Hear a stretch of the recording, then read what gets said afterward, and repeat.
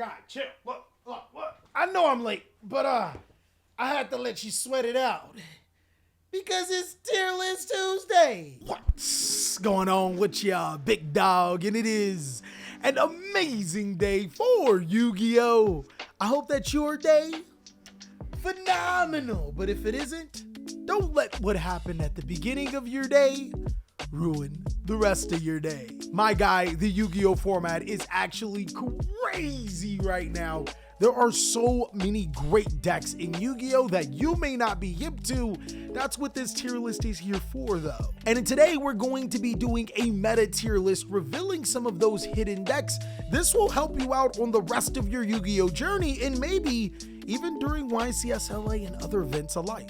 Of course, big dog, I got 5 different categories. Meta changers are the best decks in Yu-Gi-Oh! But because of how they play, they actually dictate the cards that we're playing inside of the format, or the cards we may not be playing. The best decks in Yu-Gi-Oh! Normally directly benefit from the meta changer decks. They can go toe-to-toe with them, and of course, the cards that are being used right now are not too problematic in order for them to thrive. The next best is reserved for the decks that are on the rise, or just really powerful Yu-Gi-Oh! Decks that you should consider if you don't like the first 2 options. And takes a really good pilot is not a bad category. You just need to know exactly what you're doing to thrive. Lastly, guys, for the boys that like it on hard mode, we got a real challenge. Some guys just want to see the world burn, and winning with these particular decks is their version of that. And of course, if you guys want me to go in detail about the top 5 Yu-Gi-Oh! Decks, then let me know down below in the comment section, as well as let me know if I put a strategy a little bit too high, a little bit too low, or if I forgot a strategy that I should mention on the next tier list. Okay, so big dog, of course, we are going to be rating these decks on the 3 criterias. How well does this strategy play against some of the most popular cards being played inside of the format?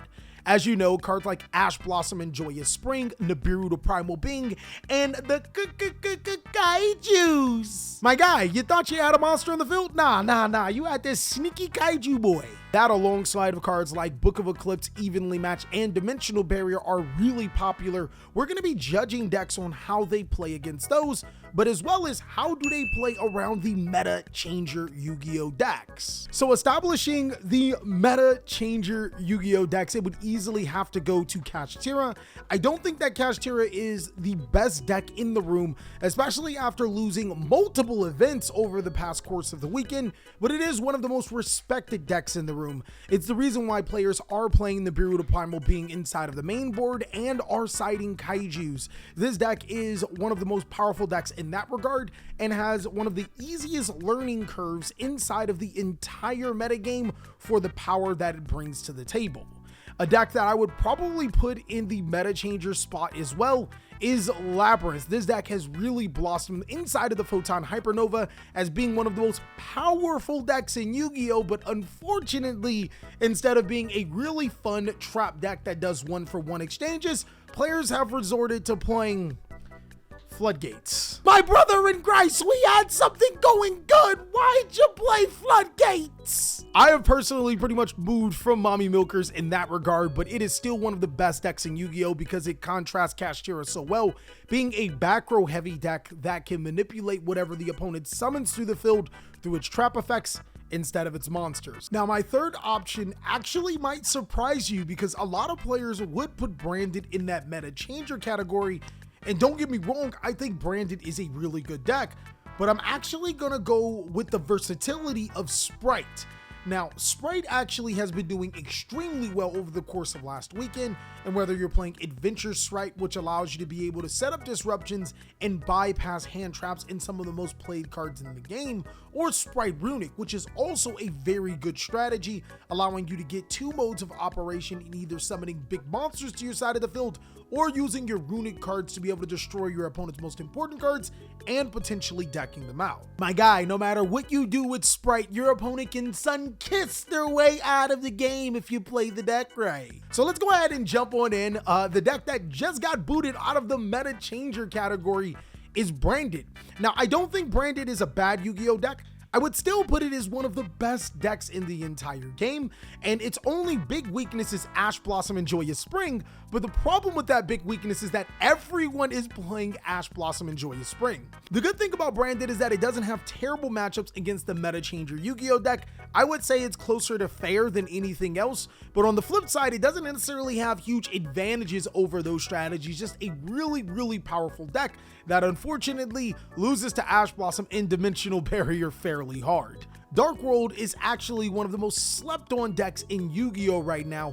Outside of Kashtira or Rice Heart being able to banish Dark World cards, players are playing Dimension Shifter a lot less, there's a lot less Bestials in the game. Dark Worlds actually are extremely good, and one of my favorite things about Dark Worlds outside of the hand loop using Silva to be able to disrupt your opponent's hand is that this deck can go second extremely well and trade with some of the best cards in the game and come out victorious, because Grapha is a mandatory effect that keeps on sending cards to the graveyard. I would say easily Grapha is on the rise to be one of the best decks in the game. I would put it in the next best. Now, ironically, in this format, Eldritch actually feels like a budget version of Labyrinth, because Labyrinth has moved to playing a lot of floodgates inside of the deck. A lot of those same floodgates do transfer over to Eldritch. The only difference between these two decks is that Labyrinth does not rely on the graveyard, while Eldritch can get a little bit backed up by Kashtira Rice Heart. I do think it's overall takes a really good pilot deck. I would easily say that, oh man, Exo Stepsisters, you guys know we really like this deck, but if you think that this deck is really good, you are in a real challenge, because this deck needs a real dryer to be able to really compete. Exo Sister unfortunately is not good. A lot of the great cards that are being used in this format, Ash Blossom, Nibiru, Book of Eclipse, all just hard counter Exo Sisters extremely hard, though it is a really good time to pick up some Starlights. I would say Fluundereese is, oh man, Fluundereese is really slept on, and it has a lot of tools that we are using inside of the card game as staples inside of their main board packaged cards. It has Kaiju-like cards. It can tribute your opponent's cards through Fluundereese Explored Winds. It has Snarl, which is pretty much a Book of Eclipse, and it can turn off all of your opponent's monster effects through Harpy's Featherstorm, which is now even more searchable because triple tactics threats. So talk about using hand traps to your advantage. I would say that Fluundereese is an up-and-coming next best Yu-Gi-Oh deck. It has all of the tools to be able to compete with monster-heavy decks, though I would say it would struggle against back row heavy decks like has it always been, and the introduction of runic cards may also set it back a little bit further, as they can just rely on their spell cards to be able to pick you apart. Marincess is a really strong Cyberse deck, fairly good at being able to clear monster boards, though I wouldn't say it's one of the better decks going against back row heavy decks.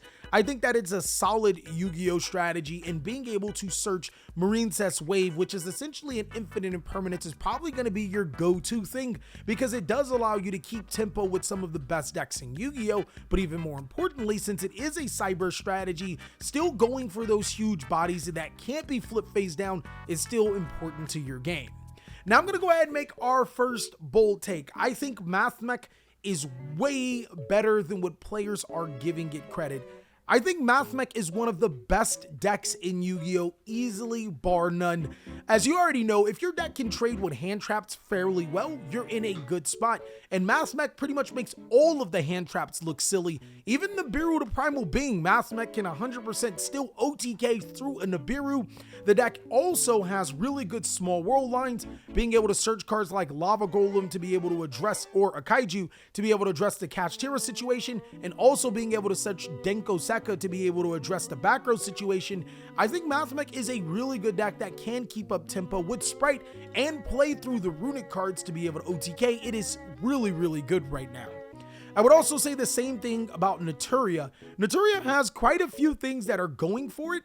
I think both of these decks have the exact same problem of Kashtira Rice Heart being a macro Cosmos is a little bit problematic, But outside of that, the runic cards do a lot of work, but the Naturia cards also put in the same amount of pressure. Naturia Barkion to deal with trap decks, Naturia Beast to be able to stop those important spell cards your opponent wants to use, and then of course, being able to synchro summon into powerful monsters thanks to the runic cards and gain advantage is something that this deck is really, really good at. I would say it's one of the best decks in the entire game.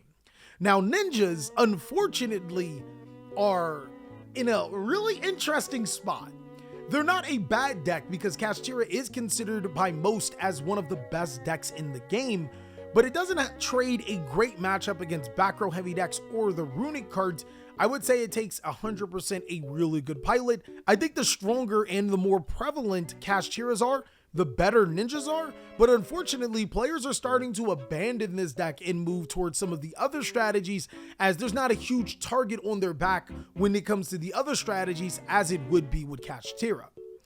Plunder Patrol is also a deck that I think is a really, really good pilot type deck. Now, I do like a few things about this deck.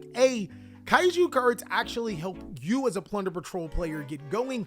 It's very easy to run the Kaiju Interrupted or the Kaiju Slumber engine and then give your opponent a dark monster or a light monster to be able to get into your particular card, as well as deal with a Rise Heart Pass. The runic cards also help you a lot going into a grind game, and if this deck goes into a grind game, it's pretty good.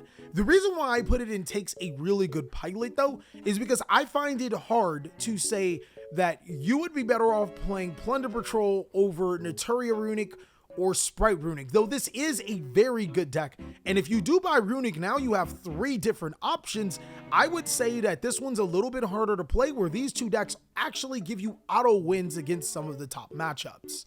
Now we got my man, Top Deck TJ's favorite deck. And as you guys know, I play this deck constantly over and over and over again. This is one of the most well-versed strategies that I am when going against. I think Punk takes a really good pilot. And I'm not, this is not a shot to TJ because he still suck with the deck. But in all seriousness, I don't think Punk is a terrible Yu-Gi-Oh strategy. But Nibiru to Primal Being, Ash Blossom on the fusion monster, which is Yugioh, and also Book of Eclipse are all still very powerful cards in the format. Hell, Dimensional Barrier pretty much checks this card fairly hard. There's a lot of problems with Punk as a pure strategy, but if you start to mix it with other strategies, it's still a really, really solid deck. And of course, we'll talk about that in a little bit. I really like how Rika has carved out a niche role inside of the game. First of all, to be able to address Kaijus and Nibiru and whatnot, you can just summon Cactus Bouncer to your side of the field, which is really good because it's oppressive against decks like Kashtira and the Sprite or Naturia side of the deck and a lot of these other decks in the game. To be able to address going second, Rika Konkon is literally a Kaiju filled spell card, allowing you to tribute off your opponent's monsters to negate their own effects through cards like Rika Princess. I would say that this deck is one of the next best up and coming Yu-Gi-Oh decks. I think that it's extremely powerful, and as time goes on, more players will realize that this deck does have its weaknesses, yes, but it has a lot of strengths that will show you it's really good. Dragon Link, it's almost never a bad deck. Never. It's never. Like, I find it hard to find a format where Dragon Link is just utterly bad. But with that being said, Dragon Link doesn't have any necessary strengths over some of the top decks in the game. It also doesn't have any terrible weaknesses. I would say that this is one of the next best decks just because of its contingency. We've been playing this deck since 2020, guys. It's been 3 years and it's still a very powerful deck. And this time around, this iteration of Rocket Dragon Link doesn't care about your hand traps because it can always still establish a board. And I think anytime you have a Dragon Link deck in the format, you're in a pretty good spot, as hand traps are really good but not over oppressive, and there is a format where this deck can kind of pretty much just do its thing and stay into the metagame. Now, this is actually pure Runic. I think pure Runic players are at a real challenge right here. So the reason why I think pure Runic is not as good as Runic variants is because when you're playing pure, your opponent can just hone in on your strategy of trying to deck you out and then just solo focus on that. when it comes to Sprite Runic or Naturia Runic or even Plunder Patrol Runic, they have actual cards that you have to worry about, and then the Runic cards become supplementary, allowing them to get into their combo pieces or the potential to deck you out. I don't think that Pure Runic would be a great deck. I think that these versions are 100% better, or it could just be me trying to get you out of playing Pure Runic because nobody wants to see that player. Now, Solomon Gray did get top 4 at YCS Peru. Some players would say that it is the next best Yu-Gi-Oh deck. It is it. This is the boy. I think you're coping. Some players would say it takes a really good pilot, which I think is a lot more realistic. And I struggle with saying it takes a really good pilot because it's not as bad as these decks down here, but I would say that it's a real challenge. And my explanation why is that the only thing that the topping build of Solomon Gray had over what these two decks can potentially do is that it could recycle Ash Blossom and Joyous Spring and Flame Buffalo to be able to get into more cards in the hand. That's also really nice. I think those two things are really, really nice, but it's just easier to play these two Yu-Gi-Oh strategies. These two Yu-Gi-Oh strategies are actually cheaper. Both Mathmech and Marine Cess are consistently more efficient at what they do. And overall, we know that these two decks have had way more success than Solomon Gray has had in the past few years. I don't think that this deck is bad, but I do think that if you're going to play a Cyber's deck, you're probably better off sticking with these two decks or maybe a different Cyber's deck. And Solomon Gray topping is more of an outlier than the norm that we'll see going forward. Scareclaw 100% takes a really good pilot in this particular Yu-Gi-Oh card game right now. I don't have any stock in Scareclaw Kashtira because it seems like, why would you want to play Scareclaw Kashtira when you can just play Kashtira? There's no real benefit. You lose to the exact same cards that Kashtira would lose to, and you don't get any different type of benefit. The pure version 100% still takes a really good pilot. This deck isn't the greatest against trap-based Yu-Gi-Oh decks, and with the emergence of Runic cards, summoning a Tryhard and Scareclaw Defang, they don't do enough anymore. Sword Soul, easily one of the best decks in the entire Yu-Gi-Oh card game. This deck has 2 weaknesses: 1, back row heavy decks, 2, dimensional barrier. Now look, there's ways around the first one, but the second one, oh, just whatever, dog. Have the out. That's literally just have the out, my friend. Tier Elements, I want to put in a real challenge because this deck is super struggle bus mode, but the right pilot could be able to play this effectively.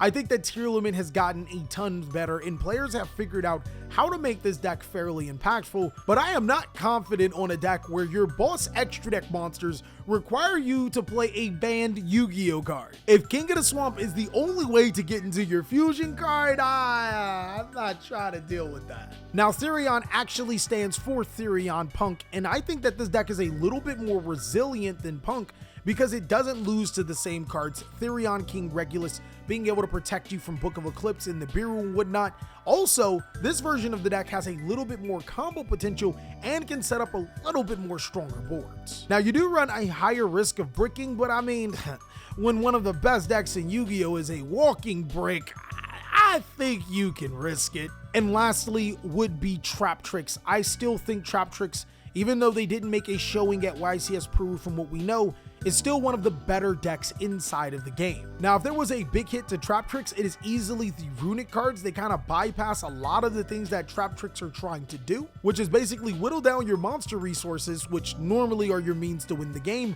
Runic just kind of gets more resources through drawing multiple cards and can force Trap Tricks in some really tough spots. And despite what some of the glue eaters may say different, Trap Tricks 100% has a hard matchup against Skill Drain, because if you summon a bigger monster in Skill Drain, this deck just can't do anything.